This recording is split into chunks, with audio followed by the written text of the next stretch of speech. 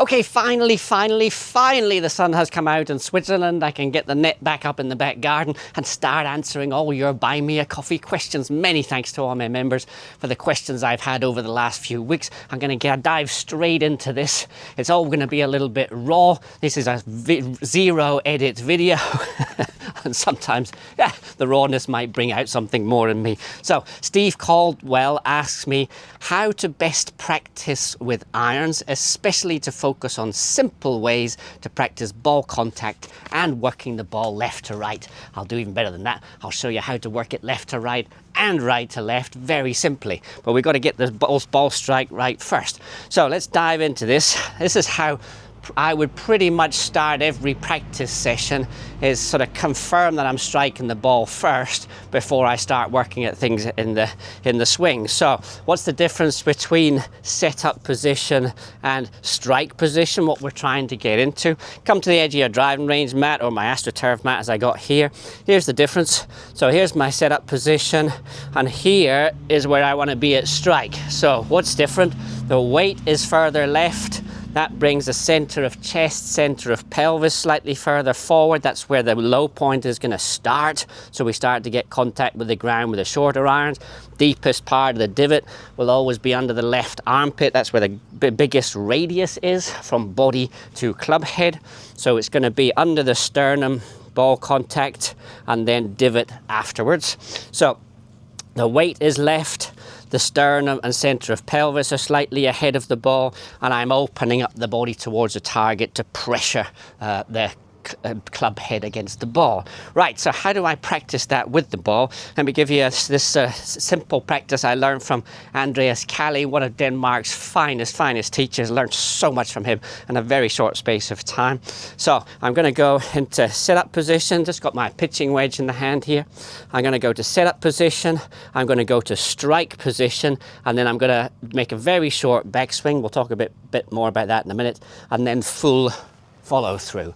So I get the sensation of pure ball strike. Okay, so here we go.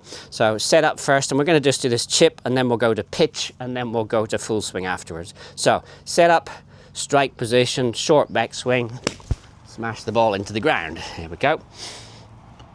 Let's do a couple more of those. So set up, strike position. I don't change the body position as I'm swinging back. I want to stay in that body strike position, and then I'm going to push hard in the ground under the left foot to make a really powerful rotation of the body. So do that one more time. So again, set up, strike position, short backswing. Now just be careful when you're making that short backswing, that the way to think about it is sort of the end of the grips pointing to your right pocket, and that makes the chest turn, and that controls the hands and arms. We can do this wrong just by using the hands and arms, but if we get the grip pointing to your right pocket in this phase, the chest has got to turn properly and take the hands and arms and club with it. Hope that makes sense. All right, let's do that again then. So set up, strike, grip to right pocket, push. So when you feel that sort of pure strike, ball, grass, right, we're getting into the right position here. If you want to just add to that a little bit, I got some tees here. Very good mental trick for getting your irons pure striking your irons is to try and keep the low point here. So basically the lowest point of the divot again is going to be where the tee is. So I'm trying not just to hit the ball away, I'm trying to hit the tee away. And you can't do that if we're getting into bad strike position, falling back on the shot. All right, so one more of the chip, strike position, grip to right pocket, push.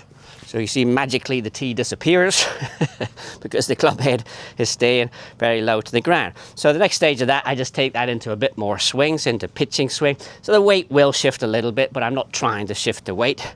So we'll go into setup position, more turn, so pitching swing now. And again, push hard under that left foot to really create speed and pure ball strike. So set up, strike position, bit more swing, but still thinking of grip to right pocket sensation. Push hard. Got that a little bit skinny, but you'd rather go thin than fat. The disaster shots on the golf course. Fat shots, usually body in the wrong position, sometimes body in the good position, but the arms and hands have released too early. So we'd rather get the thin shot where it's usually pretty good shot, but maybe just tightening up a little bit and hitting the ball slightly lower than the sweet spot, slightly off the sort of first and second groove. All right, so let's do one more pitch and then I'll take you around the back, show you from behind how that looks, and we'll take that into full swing. So set up, strike position, grip to right pocket, push hard in the ground, pure strikes. All right, so I'm just going to do no edits here. This is raw stuff that we're producing in the back garden here, just so I can get through as many of your questions as possible in as short a time as possible. So thank you again for your patience on this one, for giving me questions in the winter time. And I was hoping to get through all this in the springtime. It's now almost summertime. We're in sort of middle of May now. Hell, we got there. And I'm going to get through all your questions for all you faithful members. Okay, so this is, I'll just show you how it looks from the back. Okay, so again, setup position, strike position. We'll go into pitch mode. So again, end of the grip to right pocket, push hard in the ground. Okay, so we take that onto full swing. So let me just take that up the bag a little bit. We'll change to 8 iron here. So I have the sensation of strike from this short swing practice. It's very difficult to get that sensation when everything's traveling at full speed in the full swing. So you're best to sort of break it down into chip pitch shots first of all. Okay, right. So I'm going to go back to normal setup. I'm still going to use my tee, sticking in the ground as, just lay it ahead of the ball as confirmation. Yes, I'm getting ball, grass or ball, ground contact. Okay, so I just go into full swing mode, full swing setup. And really for me, it's to control the backswing, I'm going to do the same sensation, grip to right pocket, and I'm going to do the same sensation, pushing in the ground under my left foot. So here we go. So nice athletic posture. All right, grip to right pocket, push. So again, the tee's magically disappeared with that good ball strike. Let's do one more and then we'll deal with the right to left, left to right shot shaping, the easiest way that I know. Okay, here we go. So again, a great way to start your iron practice. Make sure again you get good posture, great grip position, great setup. All right, so again, I'm going to focus on grip to right pocket and then push under the left foot. Here we go. I'm pretty pure strikes. You hear by the sound that I'm really getting ball first, not ground first. Right, let me show you the easy way to go left to right, right to left, just by changing your setup position. Okay, so we're going to do two things here. We're going to talk about the handle height, so whether we go low or whether we go high.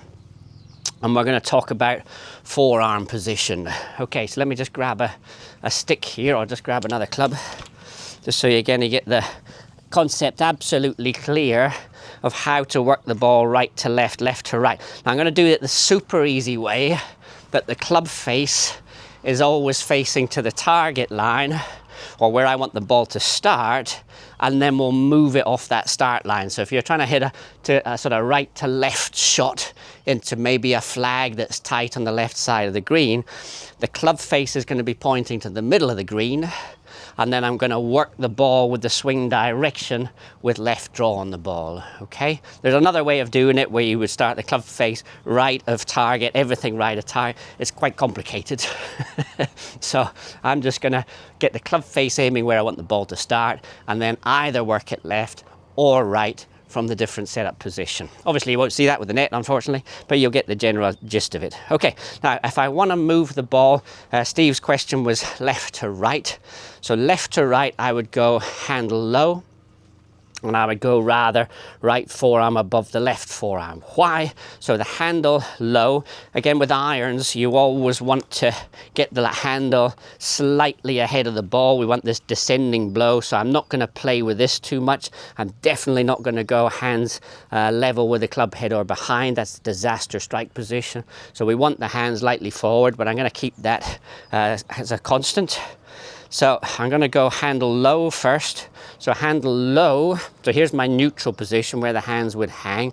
Classic Butch Harmon, let the right hand hang under your shoulders. That's where the club should sit. So if I go low with the handle from my neutral position, I'm encouraging a slightly out to in swing. So obviously club face is square, start straight as Steve said, and then swinging very slightly across the ball should get some beautiful little baby fades. So I'll just do that one first of all. So it's just a setup change and not a swing change, or rather the setup influences the club path. All right, so here's neutral. Then I'll go low, and you might see it on the video where the club head will move slightly across the target line because of that start position. I'm thinking of the same thing. Grip to right pocket, push in the ground. Yeah, I felt like it was just a very baby fade coming slightly across the ball without trying to swing across the ball, okay? Then you can add or just do, if you want more fade, you would just get the right forearm above the left forearm. Again, that's encouraging an out to in swing path without having to think about trying to get an out to in swing path. So I'll just do the double whammy here. So I'm going to go neutral position, hands low, right forearm above the left forearm. Now I should really be swinging more across the ball. Grip to right pocket, pushing the ground. Felt again a little bit more right spin on it. So obviously, I hope, if you've been following the show so far, you just do the opposite if you want to work the ball the other way. So how do I do that? I get the handle high and I get the forearms orientated in the other direction. So here would be draw. So I would rather, here's neutral. I'd go handle high. Again, I'm encouraging into outswing now. I would go right forearm below the left forearm. That's encouraging more into out without trying to manipulate anything. That's the beauty of this exercise. We can get ball shaping relatively easy by just adjusting your setup position. All right, so here we go. Let's just finish up with a little draw here. So here's neutral, and then I'm going to go to the two draw biases because of the into out swing. High, right forearm low, and now with again the same swing thoughts, same grip to right pocket, pushing in the ground. I should now get a bit of a draw shape on the ball. Yep, felt like it. And we can't see it here, we need a TrackMan or something like that, but you get the idea. All right, Steve, brilliant question. Really important to get that first exercise, ball striking confidence. And if you kind of lose it halfway through your session, just go back to that sort of chip pitch from that great strike position. Then you get the sensation back again, and then we can translate that back into the swing. Keep the questions coming. Hopefully the sun will shine all summer. We'll be able to cover lots and lots of your questions, and see you very soon again on Buy Me a Coffee.